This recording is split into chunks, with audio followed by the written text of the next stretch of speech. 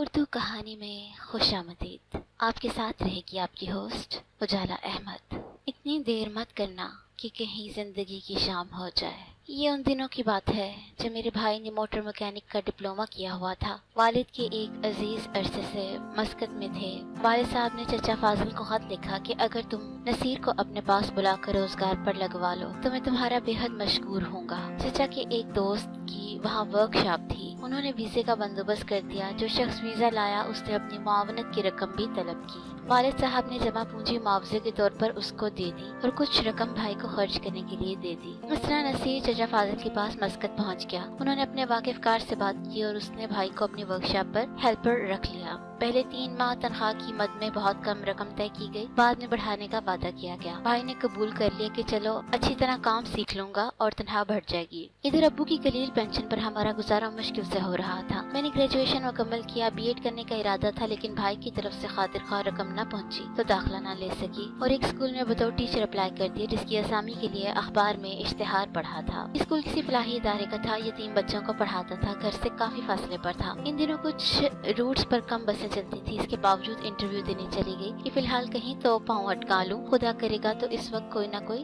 بہتر ملازمت بھی مل جائے گی، بھائی بھی اس قابل ہو جائے گا کہ معقول رقم بھجوانے لگے گا۔ انٹرویو اچھا ہوا، جو تنخواہ انہوں نے آفر کی میں نے قبول کر لی۔ میرے ساتھ ایک اور لڑکی ثروت نے بھی انٹرویو دیا، وہ بھی ضرورت مند تھی، سو آنا جانا ساتھ ہو گیا، دوستی ہو گئی۔ ثروت کا اسٹاپ آگے تھا، میں پہلے اتر جاتی تھی۔ ہمارے اسکول کے ساتھ ایک کمپنی کا آفس تھا، اس کمپنی کے ملازمین کے لیے جو گاڑی آتی تھی اس کا ڈرائیور ایک 60 سالہ شخص تھا جو بارش تھا۔ جس اسکول میں ہم پڑھاتے تھے وہاں قریب نہ تو کوئی دکان تھی اور نہ ہی کھانے پینے کا انتظام تھا، کینٹین بھی نہ تھی۔ میں صبح 7 بجے اسٹاپ پر ہوتی، اس خوف سے کہ کہیں دیر سے ملی تو 15 منٹ کچھ پہلے بھی نکل پڑتی، اکثر ناشتہ رہ جاتا تھا۔ ہاف ٹائم میں بھوک لگتی، یہی مشکل سب ٹیچروں کو درپیش تھی۔ اسکول کے چوکیدار نے انتظام کر دیا کہ ایک چھولے والے بابا اب روزانہ کمپنی کے قریب ایک درخت کی چھاؤں میں چھولے کی میز لگانے لگے۔ ہاف ٹائم میں ہم ٹیچرز نے ان سے چھولے اور نان پکوڑے وغیرہ لے لیا کرتے تھے، ہم گیٹ سے ان کو کہہ دیتے، اور ہاف ٹائم میں اکثر میں اور ثروت اکٹھی جاتی تھی۔ بابا ہمارے لیے سینڈوچ بھی گھر سے بنا کر لاتے تھے، لیکن صرف 2 باتیں ہوتی تھی، میں اور ثروت خرید لیتے۔ بابا کہتے بیٹا میں صرف اتنے لاتا ہوں، میری بیوی سینڈوچ صرف میرے لنچ کے لیے بنا پاتی ہے، زیادہ نہیں بنا پاتی۔ اکثر ثروت بابا سے ادھار پر چھولے لیتی تھی کہ جب تنخواہ ملے گی دے دوں گی۔ بیٹا ٹھیک ہے، صرف تمہیں دے رہا ہوں اور کسی سے ذکر مت کرنا ورنہ سبھی نے کھاتا کھول لیا ہوگا تو میں چھولے کہاں سے خریدوں گا۔ اس بات کا ذکر ہم دیگر کولیگ سے نہیں کرتی تھی۔ ایک دن میں نے چھولے والے بابا سے پوچھا کہ کیا آپ کا کوئی بیٹا نہیں ہے؟ بیٹی اللہ اس کی عمر دراز کرے، وہ مسقط میں ہے، کمانے کیا ہے، وہاں اس کے ایک مقامی سے جھگڑا ہو گیا ہے، وہ تنخواہ پوری نہیں دے رہا تھا، وہاں کے ایک بڑے آدمی کو درخواست دی ہوئی ہے، ہم اپنے بچے کے لیے بہت پریشان ہیں، کرائے کا مکان ہے، اس لیے تنخواہ ناکافی ہو جاتی ہے۔ اسکول کے چوکیدار نے مشورہ دیا کہ تم چھولے بیچ کر کچھ آمدنی بنا لو۔ بابا خیردین کے حالات سن کر مجھے بہت افسوس ہوا۔ میں نے کہا بھائی، بابا میرا بھائی بھی مسقط میں ہے، آپ اپنے بیٹے کا نام بتا دیں۔ میں نے بابا کے بیٹے کا نام و پتہ لے لیا اور بھائی کو فون پر تفصیل بتائی۔ پتہ لکھوایا تو بھائی نے کہا اسی جگہ نزدیک میرا بھی قیام ہے، پتہ کر کے بتا دوں گا۔ ایک دن ہم نے گیٹ سے چھولوں کا آرڈر دینا چاہا لیکن جواب نہ ملا، جھانک کر دیکھا درخت کے نیچے بابا کی میز نہیں لگی تھی۔ کئی دن تک بابا نہ آئے، ثروت اپنے لیے کچھ لاتی تو میرے ساتھ شیئر کر لیتی، میں بسکٹ بیگ میں رکھ کر لے جاتی۔ پورا ہفتہ بابا نہ آئے، میں نے ثروت سے کہا پتہ نہیں چھولے والے بزرگ کیوں نہیں آ رہے، وہ خاموش رہی جیسے اس نے میری بات ہی نہ سنی ہو۔ اگلے دن پھر میں نے یہی بات کی تو بولی ایک بات کے پیچھے ہی پڑ جاتی ہو، اب بابا کا ذکر مت کرنا۔ 2 دن بعد ثروت بہت زیادہ پریشان دکھائی دی اور پوچھنے پر بتایا کہ میرے والد بیمار ہے، شاید میں کل نہ آ سکوں، اور وہ رونے لگی۔ اگر نہ آ سکی تو تم چھٹی کی درخواست دے دینا۔ میں نے کہا اپنا گھر تو دکھا دو، کبھی انسان کو کام پڑ جاتا ہے، چلو لیکن میرے حالات کا اسکول میں کسی سے ذکر مت کرنا، تم دوست ہو، تم پر اعتبار کر لیا ہے، اگر لوگوں کو علم ہو جائے کسی کی بدحالی کا تو لوگوں کے رویے اور طرح کے ہو جاتے ہیں، تب تکلیف ہوتی ہے۔ ٹھیک ہے مجھ پر اعتبار کرو۔ اس نے حامی بھر لی اور میں اس کے ساتھ اس کے گھر چلی گئی۔ ثروت کے گھر میں داخل ہوا تو علم ہو گیا کہ اس کے بھی حالات ہمارے جیسے ہیں، اور زیادہ حیرت اس وقت ہوئی جب وہ مجھے اپنے والد کے کمرے میں لے کر گئی۔ اس کے والد چھولے والے بابا خیردین تھے۔ کہنے لگا بیٹی میں نے تمہیں کتنی بار یاد کیا، ثروت سے بھی کہا اس بچی کو گھر لے آؤ، اچھا ہوا تم آ گئی۔ بابا ثروت نے بتایا ہے کہ آپ بیمار ہیں تو آپ کو پوچھنے آ گئی۔ اچھا بیٹا سلامت رہو، تم اپنے بھائی سے کہو میرے بیٹے کے بارے میں پتہ کرے۔ جی ہاں میں نے پتہ دے دیا ہے، اس نے کہا ہے کہ اگلے کچھ دنوں میں پتہ کر کے بتا دے گا۔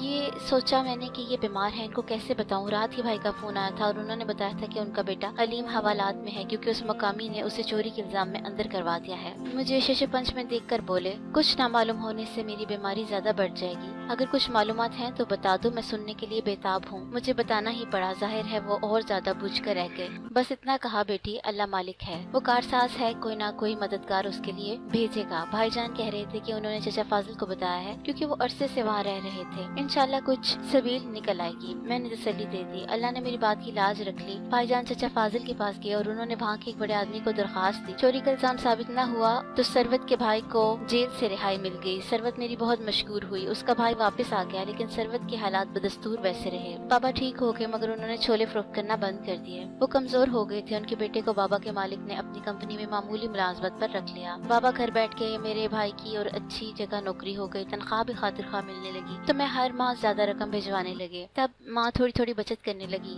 2 साल पलक झपकते गुजर गए, फिर मुझे दूसरे स्कूल में अच्छी जॉब मिल गई और स्कूल भी घर के नजदीक था। इन्हीं दिनों भाईजान छुट्टी पर पाकिस्तान आए तो मैंने सरवत और उसके बाबा का अहवाल बताया। कहने लगे, छुट्टी के दिन जाकर उनका हाल मालूम करो, मैं भी अलीम से मुलाकात कर लूंगा। इतवार के रोज भाई की हमरा सरवत के घर गई। उसके वालिद बदस्तूर बीमार थे और सरवत उनकी खातिर मुलाजमत छोड़ दी थी। भाई बाबा खैरदीन से मिले और अलीम से भी मुलाकात हो गई। सरवत ने आकर सलाम किया, उसकी वालदा और बाबा ने बहुत शुक्रिया अदा किया और दुआएं देते रहे। घर आकर भाईजान के दिल पर उन लोगों के हालात देखकर ऐसा असर हुआ कि वालिद से कहा कि आप मुझे शादी करने का कह रहे थे, मैं आपको जिस घर भेजूंगा क्या आप लड़की देखने जाएंगे? क्यों नहीं, जरूर जाऊंगी। भाईजान बोले, चलिए मैं आपको ले चलता हूँ। वो मोटरसाइकिल पर अम्मी को बिठाकर सरवत के घर ले गए। सरवत का जिक्र मुझे से अम्मी ने सुना हुआ था लेकिन मिली कभी नहीं थी। तब जब लड़की देखी तो उन्हें अच्छी लगी।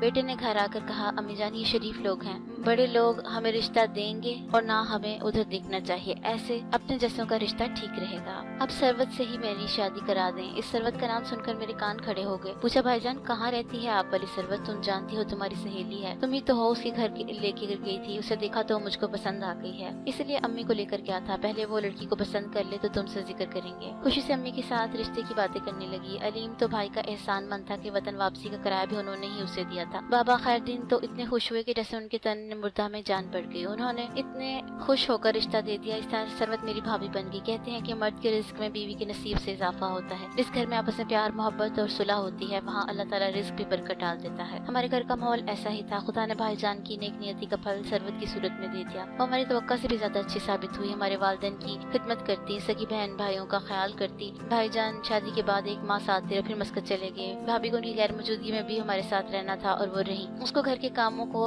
अच्छे तरीके से निपटाने का शौक था। वो अम्मी को कोई काम नहीं करने देती थी बल्कि जबरदस्ती खुद कुछ न कुछ काम करती थी। मेरी छोटी बहन भाइयों का बहुत अच्छी तरह ख्याल रखती थी। कभी ये ना कहती थी कि कमाई मेरे शोहर की, यार तुम लोग इतने खाने वाले हो। उसके सब्र ने अजर दिया। भाईजान मस्कत से अमान चले गए। उनको वहाँ महल में मुलाजमत मिल गई, खूब पैसा कमाया और इतनी जान पहचान हो गई कि भाभी के भाई अलीम को भी बुलवा कर अपने साथ नौकरी पर लगवा लिया। उनके हालात संभलने लगे। सरवत और मुझे एक दूसरे से प्यार था। अब मैं भाभी के रिश्ते से एहतराम भी करने लगी। अम्मी खुद बहू को उसके मैके ले जाती थी और चंद दिन बाद खुद जाकर ले आती थी। इस बार जब भाई आए तो एक छोटी गाड़ी खरीद ली और सरवत भाभी को ड्राइविंग भी सिखा दी ताकि उनके जाने के बाद अम्मी को और मुझे जहाँ जाना होता था ले जाती। वो खुद महीने भर का सौदा सिर्फ अम्मी के हमरा जाकर लाती। 2 साल बाद दोनों इकट्ठे पाकिस्तान आए। अब उनके वालिदैन अलीम की शादी का सोच रहे थे। सरवत ने मुझसे बात की, कहने लगी, मेरी अम्मी जान से तो कुछ कहने की हिम्मत नहीं पड़ती, अगर तुम चाहो तो हम अलीम के लिए तुम्हारा हाथ मांग लें। दरअसल फोन पर मेरे भाई ने ही ये बात बीवी के कानों में डाली थी। उन्होंने साथ रहकर अलीम को अच्छी तरह परख लिया था। अलीम को मैं भी देख चुकी थी, वो भी सरवत की तरह खुश शक्ल था। अब मेरा भी कोई इतना अच्छा रिश्ता नहीं आया था। उम्र भी भागे जा रही थी। अब मैं कोई बच्ची न थी, हर बात समझती थी। हमारे हालात अच्छे हो गए थे तो सरवत के वालिदैन के हालात भी बहुत बेहतर हो चुके थे। उनके मकान की तकमील के लिए भी भाई ने उनकी मदद की और उनका अपना घर बन चुका था। मेरे भाई ने मेरे बारे में यही फैसला किया है कि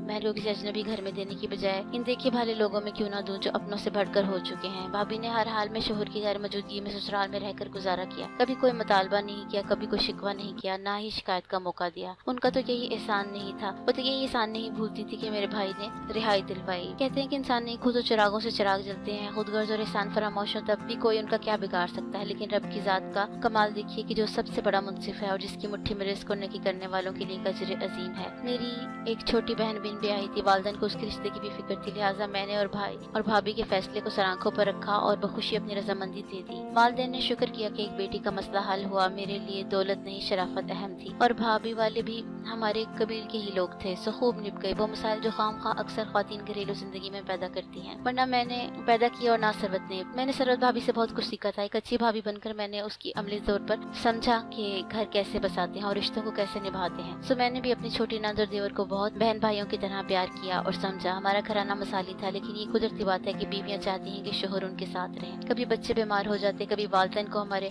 भाइयों और शोहरों की बेहद कमी महसूस होती। जुदाई में एक अजाब होता है। उन्होंने अपने अजीज और जान प्यारों की लंबी जुदाई सही है। उन्हें क्या खबर कि दिन रात के पल पल उनको कैसे याद करते गुजरते हैं। बीवी को कैसा कैसा इंतजार करना पड़ता है। बूढ़े वालिदैन अंदर से किस तरह की बेचैनी सहते हैं। दौलत ही सब कुछ नहीं होती, प्यारों का कुर्ब हर शय से ज्यादा कीमती होता है। मैं, भाभी और मेरे वालिदैन, बहन भाई इन सब ही चाहते थे कि अलीम और भाईजान वापस आ जाएं। इनसे बार बार कहा वालिदैन ने, लेकिन उन्होंने टाल दिया कि अभी हमें कुछ काम है। अब अब्बू बीमार पड़ गए और उनकी सेहत भी खराब हो गई। बहुत इंतजार किया और आखिरकार उनका इंतकाल हो गया। इसी तरह कुछ दिनों बाद मेरे ससुर का भी इंतकाल हो गया। जब दोनों वापस वतन को लौटे तो उन्हें अंदाजा भी नहीं था कि यहाँ पर कितनी मायूसी और बेबसी थी। उनका बड़ी ख्वाहिश थी कि वो अपने माँ बाप को एक दफा हज कराते या अपने साथ उम्रा कराते, लेकिन उनकी चाह पूरी ना हो सकी और वो चाहकर भी अब्बू को उम्रा ना करा सके। आज मैं वतन से दूर जाने वाले बेटों से कहूंगी कि बिरोने मुल्क कमाने जरूर जाइए, लेकिन इतने लंबे अरसे के लिए नहीं कि वालिदैन की आंखें इंतजार में ही पथरा जाएं। दुआ करती हूँ कि हमारे मुल्क को खुदा ताला इतनी तरक्की दे, इज्जत दे कि गुर्बत दूर हो जाए, और